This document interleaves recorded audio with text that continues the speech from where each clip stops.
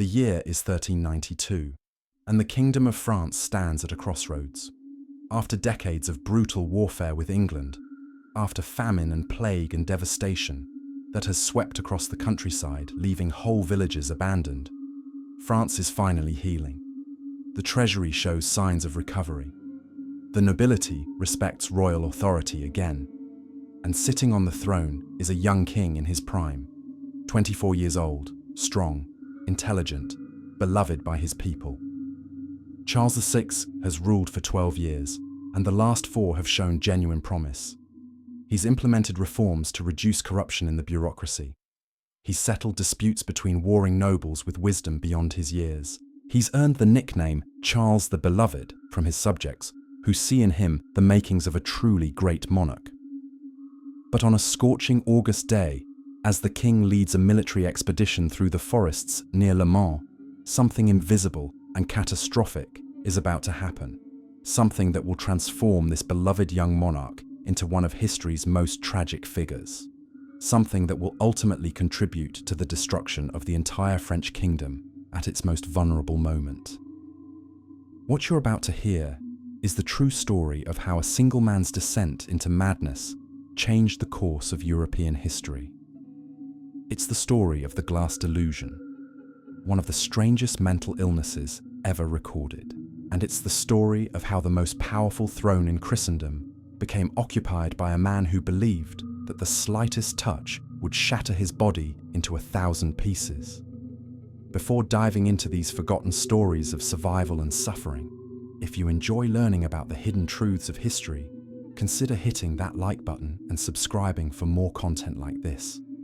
And please comment below to let me know where you're listening from. I find it incredible that we're exploring these stories together from different parts of the world, connected across time and space by our shared curiosity about the past. To understand the magnitude of what happened to Charles VI, you need to understand who he was before the illness consumed him. Born on December 3rd, 1368, in the Hôtel Saint-Paul in Paris, Charles was the son of King Charles V, known throughout Europe as Charles the Wise. His father had spent his entire reign carefully rebuilding French power after the catastrophic early phases of the 100 Years' War.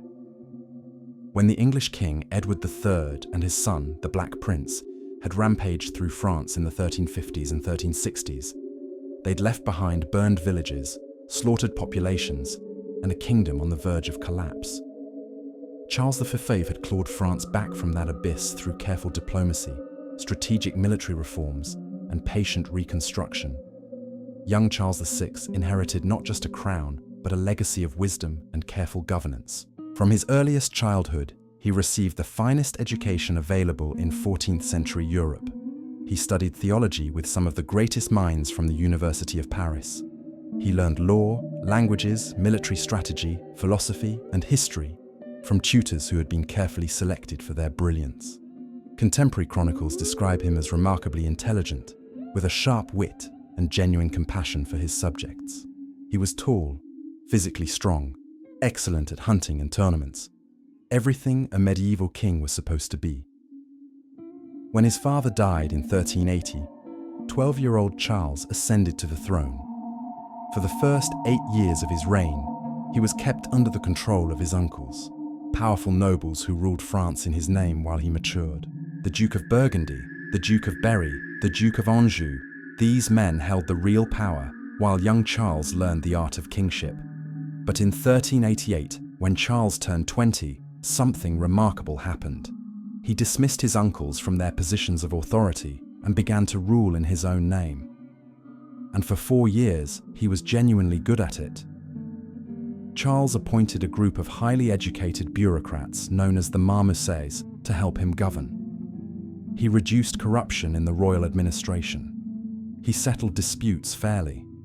He showed diplomatic skill in dealing with both the ongoing conflict with England and the complicated politics of the Great Schism that was tearing the Catholic Church apart.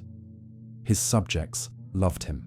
His nickname, Charles the Beloved, wasn't just flattery, it reflected genuine affection from the people he ruled. But beneath this surface of competence and promise, something was lurking. Mental illness runs in families, and Charles's maternal lineage carried a genetic predisposition to what we would now recognize as schizophrenia. His mother had exhibited serious symptoms of mental illness during her lifetime. And in the summer of 1392, when Charles was 24 years old, those genetic time bombs began to explode in his own mind. It started with small things that his courtiers noticed, but didn't yet understand. Charles would occasionally seem disconnected in his speech, as if his thoughts were fragmenting mid-sentence. He complained of fevers. He seemed agitated, anxious in ways that didn't match the relatively stable political situation. But these were subtle signs, easily dismissed as stress or temporary illness. Then came August 1st, 1392. One of Charles's close friends and advisors, a nobleman named Olivier de Clisson, had been the victim of an attempted assassination by a man named Pierre de Craon. The would-be assassin had fled to Brittany, and the Duke of Brittany refused to hand him over to face royal justice. It was an insult to Charles's authority that couldn't be ignored. So Charles organized a military expedition to bring the criminal to justice by force if necessary. On August 5th, Charles was riding through the forest of Le Mans with his army. The heat was oppressive, one of those scorching summer days where the sun seems to press down like a physical weight. The king had been riding for hours. And then, around noon, as they emerged from the forest into open countryside, something small and seemingly insignificant happened. A page who was drowsy from the heat accidentally dropped one of the king's lances. It fell and clanged loudly against a steel helmet carried by another page.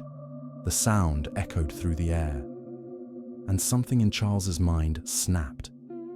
According to eyewitness accounts recorded by contemporary chroniclers, Charles suddenly shuddered at the sound. His face contorted into an expression of pure terror and rage. He drew his sword, spurred his horse forward, and began screaming, "Forward against the traitors! They wish to deliver me to the enemy." What happened next was absolute chaos. The King of France, beloved ruler of the most powerful kingdom in Christendom, began attacking his own knights with his sword. These were men who had ridden beside him in loyalty, men he'd known for years, men who trusted him completely. And now, their king was trying to kill them with wild, uncontrolled violence. Knights scattered. Some tried to defend themselves without hurting their king. Others tried to restrain him. The fighting was desperate and confused. Blood was spilled. A knight known as the Bastard of Polignac fell dead, killed by the king's own sword. Several other men were seriously wounded. The carnage continued until finally, one of Charles's chamberlains and a group of soldiers managed to grab the king from his mount and wrestle him to the ground. Charles lay still. His eyes were open, but unseeing. He didn't respond when people called his name. He didn't seem to recognize anyone around him. And then, terrifyingly, he fell into a complete coma.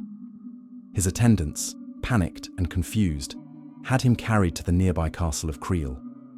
They hoped that rest in a peaceful environment might somehow cure whatever had afflicted him. For days, Charles lay unconscious while physicians debated what had happened. Was it a fever, demonic possession, divine punishment, poison? No one knew. Eventually, Charles regained consciousness. But when he did, he was confused and disoriented. He couldn't remember what had happened. He couldn't explain why he had attacked his own men. His physicians declared that he had suffered from a fever brought on by the heat and exhaustion of travel. They applied the standard medical treatments of the era: bloodletting, purgatives, herbal concoctions, careful attention to diet and rest. And remarkably, it seemed to work. Charles recovered his clarity. He returned to Paris. He resumed his duties as king. Life seemed to return to normal. But everyone at court was shaken. What they had witnessed wasn't normal illness. It was something else, something frightening and unpredictable. And their worst fears were confirmed just 5 months later. On January 28, 1393, Queen Isabeau of Bavaria organized a lavish masquerade ball at the royal palace of St. Paul. The occasion was the remarriage of one of her ladies-in-waiting, a joyful celebration meant to lift spirits after the disturbing events of the previous summer. These masked balls were popular among the French nobility. They represented a temporary escape from the rigid formality of court life, a chance to play and celebrate. Charles decided to participate in a special performance with 5 noble companions. They would dance disguised as wild men, mythical creatures that were popular figures in medieval folklore and entertainment. To create the effect, they wore costumes made from linen that had been soaked in resinous pitch and covered with flax to create a shaggy, primitive appearance. The costumes were impressive, theatrical, and, fatally, highly flammable. The performance was meant to be the highlight of the evening. Strict orders were given that no torches or open flames could be brought into the hall while the wild men were dancing. Everyone understood the danger. The hall was lit by carefully positioned lamps, and guards were posted to ensure no one violated the safety protocols. The 6 dancers entered to music and applause. They capered and performed their choreographed dance, delighting the crowd with their wild, primitive movements. Charles was standing slightly apart from the other 5 dancers, entertaining his teenage aunt, the Duchess of Berry. Then, disaster struck. Louis, Duke of Orleans, Charles's younger brother, arrived late to the festivities. He had been drinking, and he was unaware of the strict prohibition on open flames. He entered the hall carrying a lit torch, intending to get a closer look at the mysterious masked dancers and perhaps guess their identities. What happened next occurred in seconds, but seemed to unfold in horrifying slow motion. The Duke of Orleans approached too close to one of the dancers. Whether he accidentally touched the costume with his torch, or whether the heat alone was enough to ignite the resin-soaked fabric, the result was instantaneous. The dancer's costume burst into flames. Fire spread to the other dancers with terrifying speed. Within moments, 4 of the 6 wild men were engulfed in flames.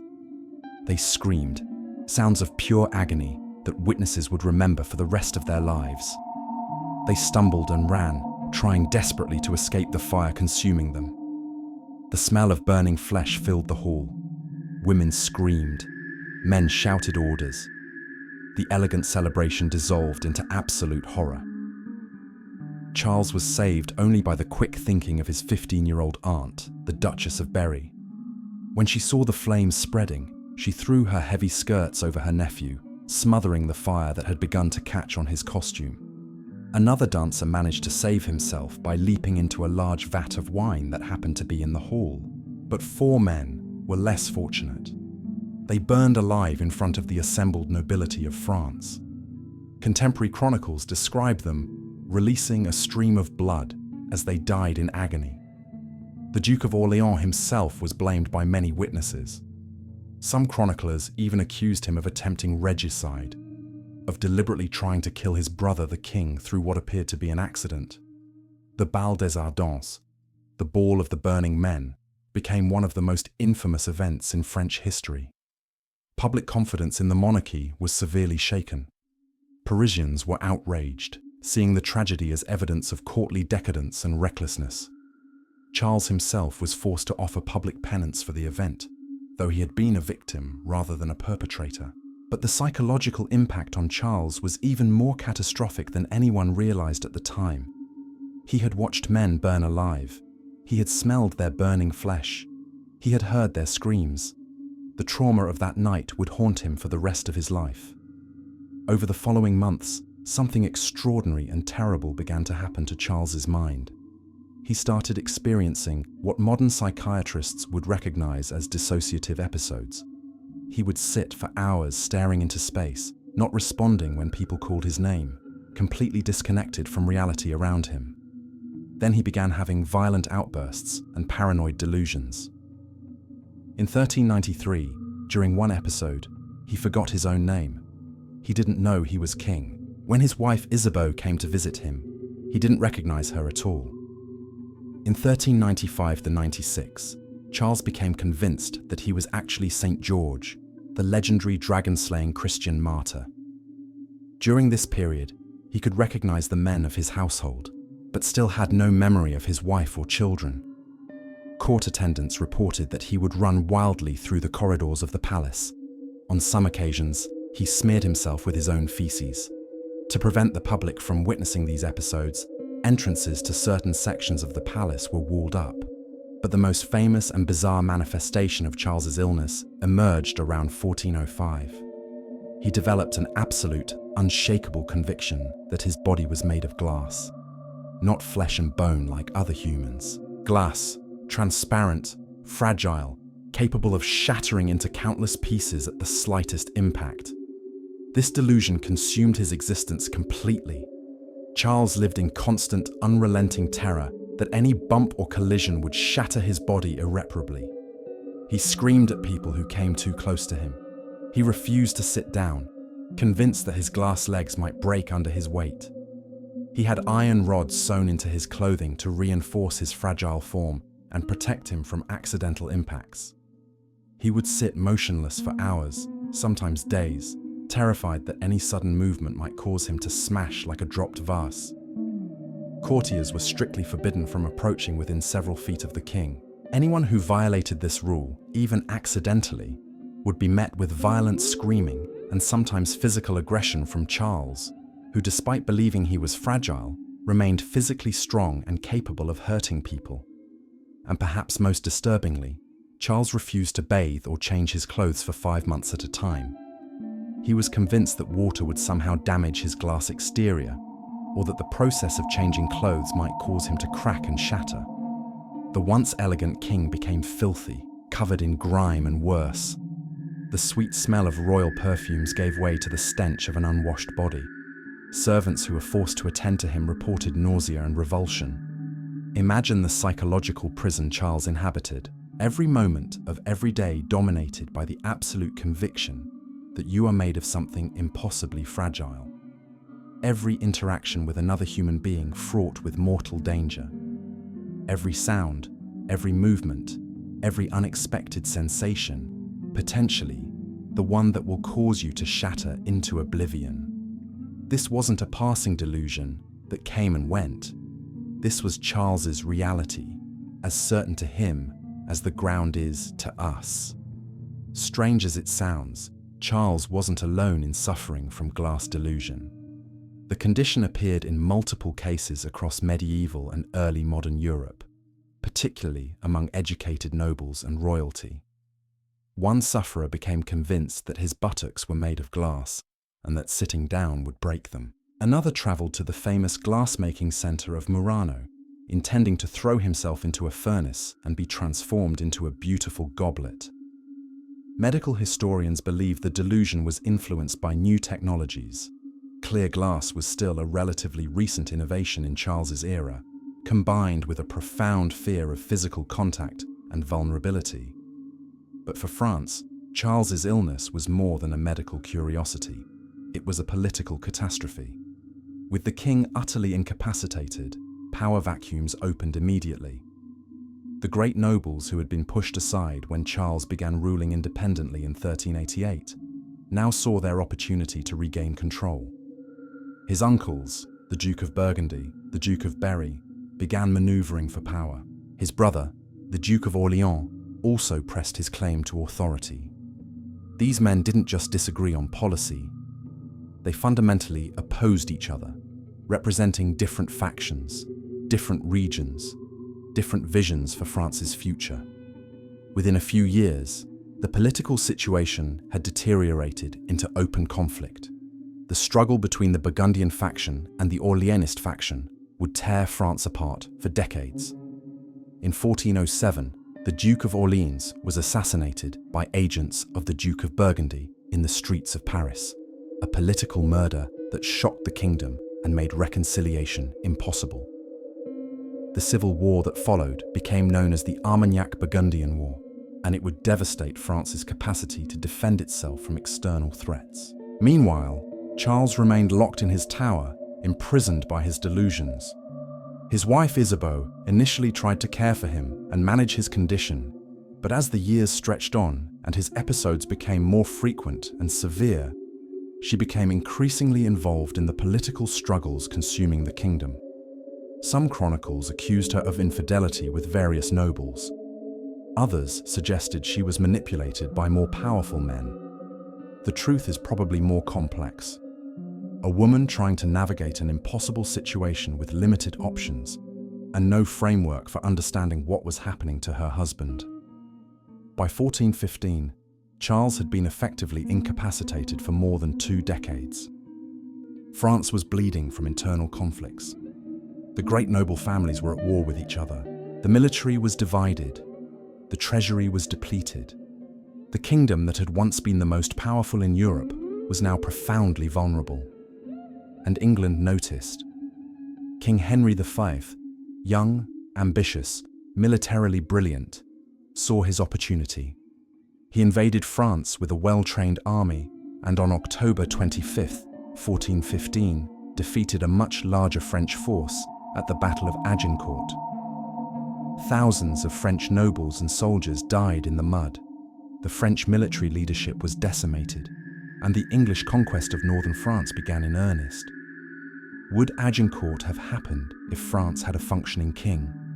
Would the great nobles have united behind competent royal leadership instead of fighting each other? Would France's military resources have been concentrated against the external threat instead of wasted on civil war? These questions haunt historians. But what's clear is that Charles's incapacity contributed significantly to France's catastrophic weakness at a critical moment. Charles VI lived until 1422, dying at age 54 after 42 years on the throne. For the last 3 decades of his life, he existed in a twilight world of delusions, paranoia, and terror. He experienced brief periods of relative lucidity, but they became increasingly rare. Most of his final years were spent in darkness, sometimes literal darkness, as he refused to allow light into his chambers, and always the metaphorical darkness of a mind that had completely detached from shared reality. When he died on October 21, 1422, his son Charles VII inherited a kingdom that had been half conquered by England. It would take a peasant girl named Joan of Arc and decades of warfare to finally expel the English and reunify France. The damage done during Charles VI's reign took generations to repair. Medical historians who have studied Charles's case across the centuries have proposed various diagnoses. Most agree that he suffered from schizophrenia, given the typical age of onset, the familial pattern, the specific symptoms of paranoid delusions, dissociative episodes, and psychotic breaks. The Glass Delusion was a specific manifestation of his psychosis, a somatic delusion where he experienced his body as fundamentally different from what it actually was. But beyond the medical diagnosis, Charles VI's story reveals something profound about the vulnerability of power. The most powerful throne in Christendom became occupied by a man who was utterly incapable of exercising that power. All the wealth, all the authority, all the finest medical care available in the medieval world, none of it could help him. Behind the crown and the royal title was a human being, as vulnerable to illness as any peasant, as helpless against mental disease as anyone in his kingdom. Charles VI's story reminds us that mental illness is not weakness or moral failing.